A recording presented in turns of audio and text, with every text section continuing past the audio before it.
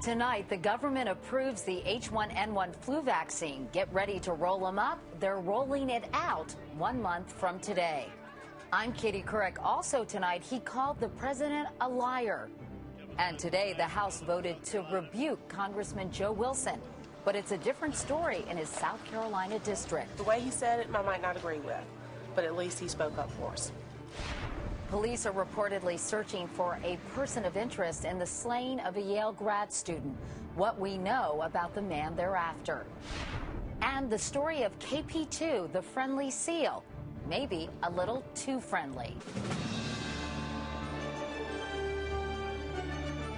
This is the CBS Evening News with Katie Couric. Good evening, everyone. In the battle against the H1N1 flu virus, the government has just approved the primary weapon, so prepare to bear arms. Federal health officials today cleared the way for drug makers to start shipping the flu vaccine. It should be available October 15th. That's 1 month from today at 90,000 sites all across the country. Here's CBS News medical correspondent Dr. John LaPook. It was another shot of good news for the H1N1 vaccine effort. Today, the Food and Drug Administration has approved applications for vaccines for the 2009 H1N1 virus. It will be the biggest immunization campaign in U.S. history. But with the first batches not expected until mid-October, will the vaccine come in time to blunt the flu surge expected this fall? There's no doubt that we're in a race, the virus versus the vaccine. So the sooner we can get the vaccine and get it into people, the more likely we are to kind of truncate this epidemic. The CDC reports flu activity is increasing around the country and has been found in all 50 states. For the week ending September 4th, nearly 5,000 new cases surfaced on college campuses. The Southeast and Mid-Atlantic were hardest hit. The vaccine approval is timely.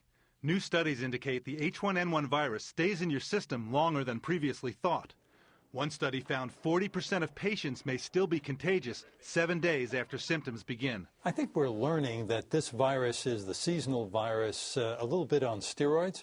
It seems to be spread for a more prolonged period of time after people get completely well. The CDC is still advising people they can go back to school or work 1 day after their fever goes away. An official there told me this afternoon they're trying to strike a balance between the risk of spreading the virus and disrupting people's lives. Katie? And John, I understand they're initially producing some 45 million doses of the vaccine.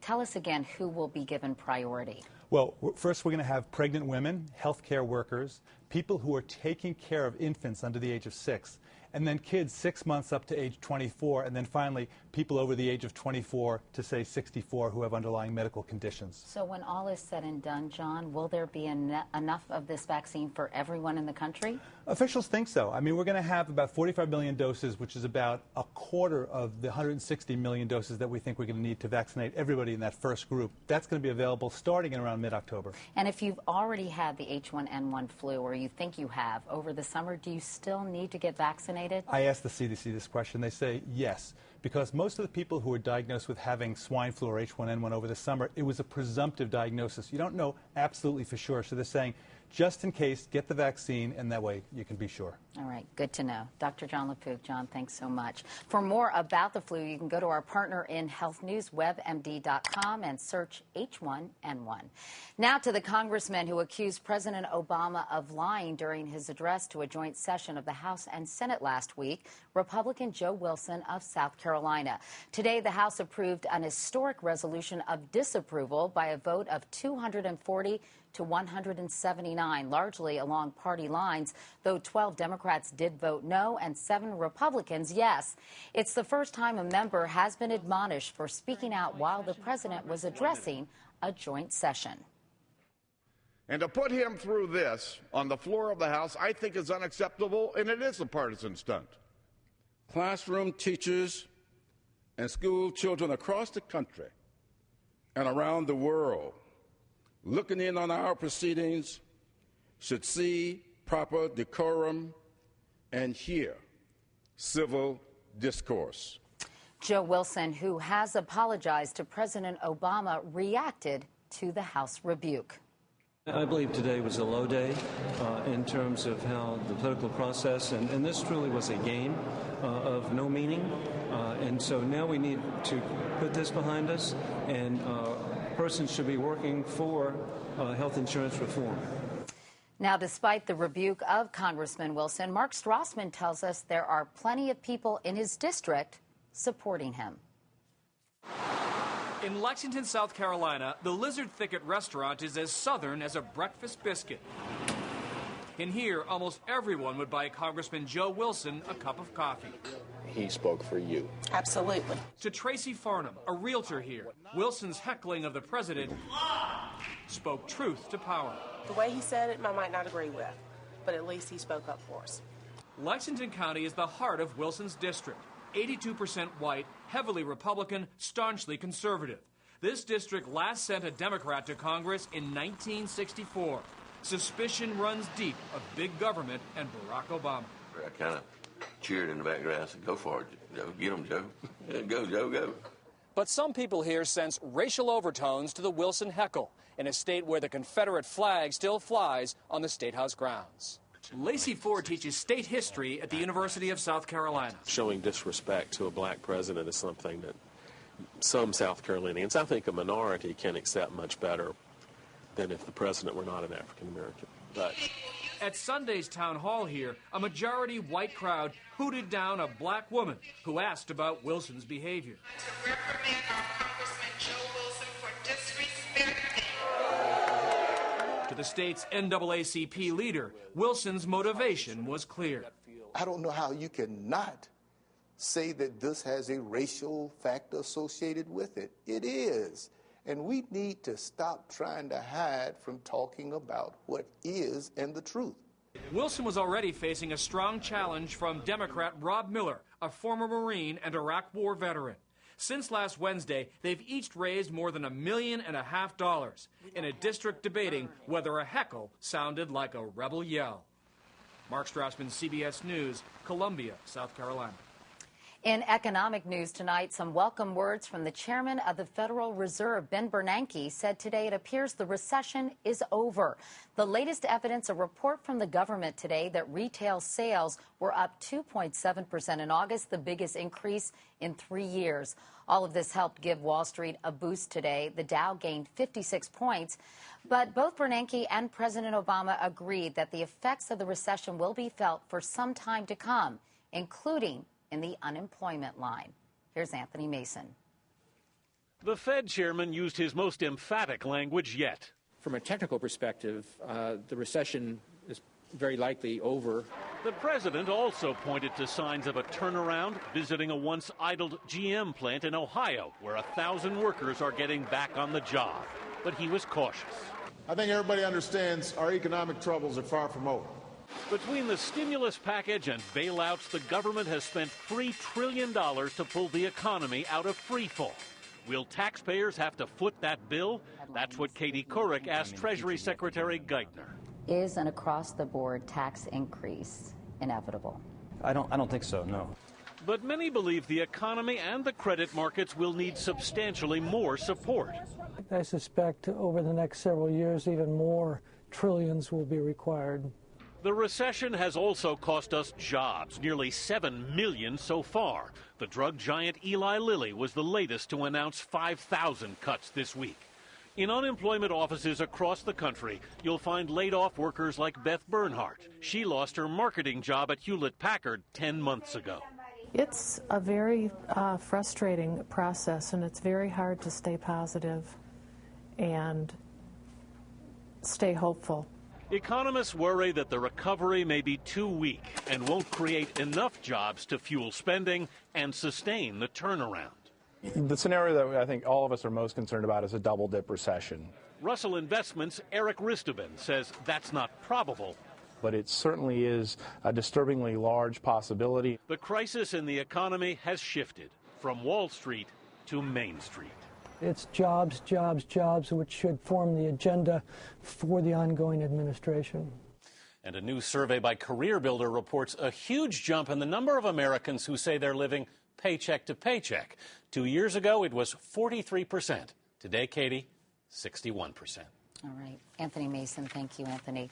Now to the case of Annie Lay, the Yale University graduate student who was slain last week, just days before she was to be married. As the search goes on tonight for her killer, the police reportedly have someone in mind. Randall Pinkston is following the investigation.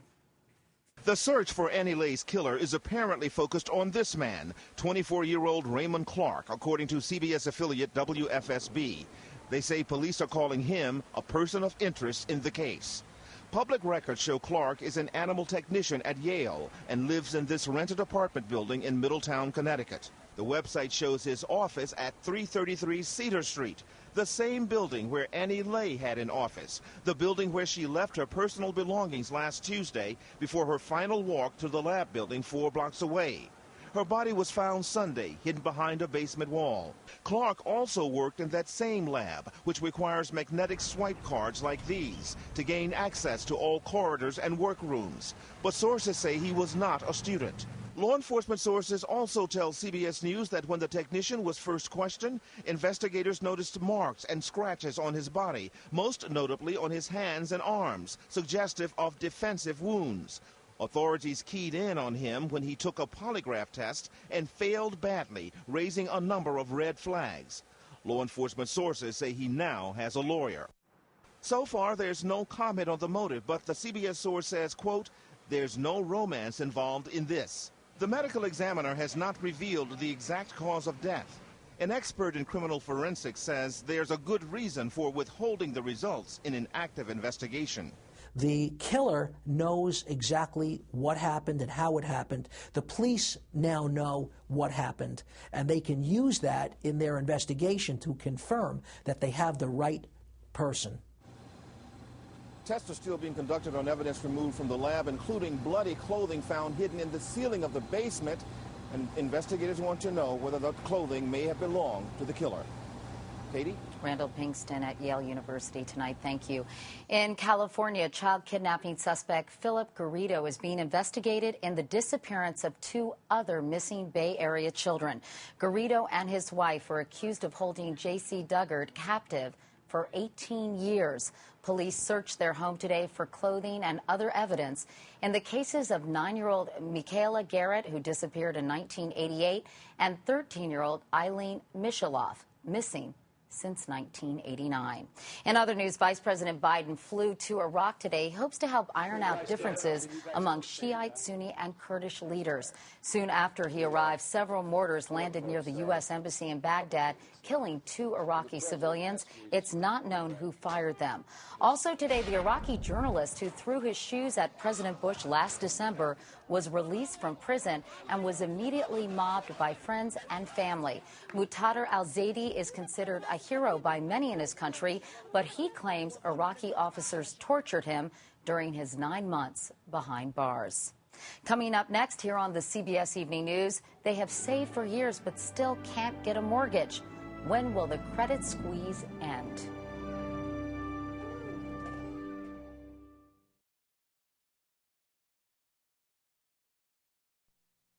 As we noted earlier, Fed Chairman Ben Bernanke says the recession appears to be over, but a full recovery will take time.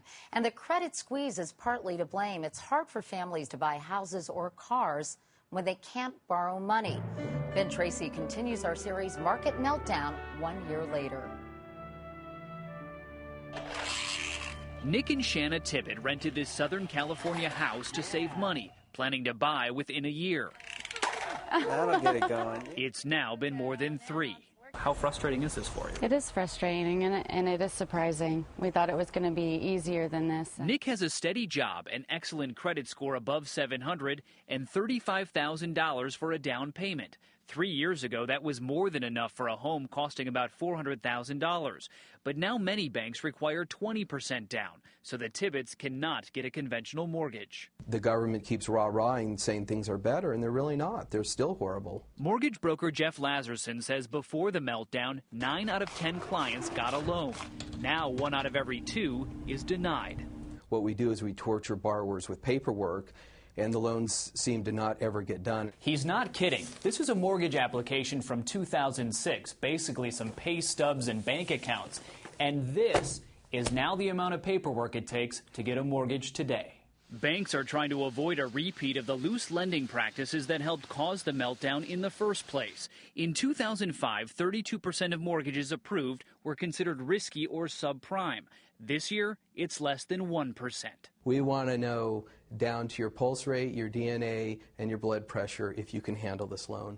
The credit squeeze is also putting the brakes on auto loans. In the first quarter of 2008, 5 million loans were made. That dropped to just 3.5 million this year. And credit cards are increasingly what's not in our wallets. I just cut them up. I don't use them. In 2008, consumers had an average of 3.1 credit cards. Now it's down to 2.8 as fewer Americans want them and banks tighten credit lines. I think the day when unemployment begins to decline and house prices begin to rise is the day that we'll start to see more credit flowing out to consumers. You saving your money, Olivia? In the meantime, the Tibbetts will keep making deposits.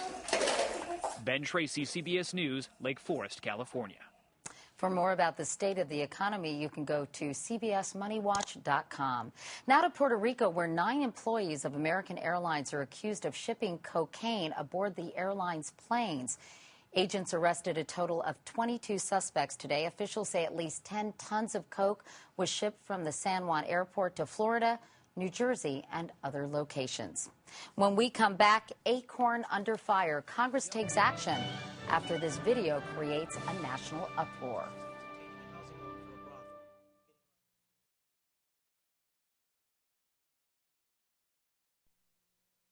The grassroots community organization called Acorn helps low-income Americans find affordable housing and gets tens of millions of dollars in government funding.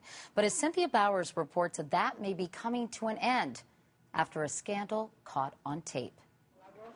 The videos reportedly recorded in late July and early August appear to show Acorn employees in several big cities, including Baltimore, Washington, and New York, advising a couple posing as a pimp and prostitute. And don't say that you're prostituting or whatever. The employees are heard telling the couple how to avoid paying taxes. Don't worry, you're fine. And how to qualify for a mortgage on a home the couple plans to use as a brothel. So stop saying prostitute. Got it. Okay. Acorn says the workers caught on tape were fired, but contends the videos were illegally obtained, doctored, and deceptive, and is threatening legal action against the undercover filmmakers posing as the couple. We are experiencing the modern-day version of McCarthyism. Have you now or have you ever been associated with Acorn? No matter who's to blame, long-term damage to the reputation of the poverty rights organization may already be done. And I don't believe it was accidental that this video caught Acorn employees delivering the same message in different cities. Last night, the Democratic-controlled Senate voted 83-7 to deny Acorn access to millions of dollars in federal housing funds. They magnify a troubling, systemic, and a criminal pattern. Just last week, the Census Bureau severed its ties with the organization, meaning Acorn workers won't be part of the 2010 census count. For its part, Acorn says it registered 1.3 million new voters just last year and has helped hundreds of thousands of families buy and keep their homes. But critics point out Acorn also faces voter fraud charges in nearly 24 states. It has no business trying to organize voter registration because it has shown time and time again that it cannot be trusted to do that. According to a website that tracks government grants, Acorn has received 53 million tax dollars since 1994, and many now want to know exactly where those millions wound up. Cynthia Bowers, CBS News, Chicago. And coming up next, the seal who doesn't know it.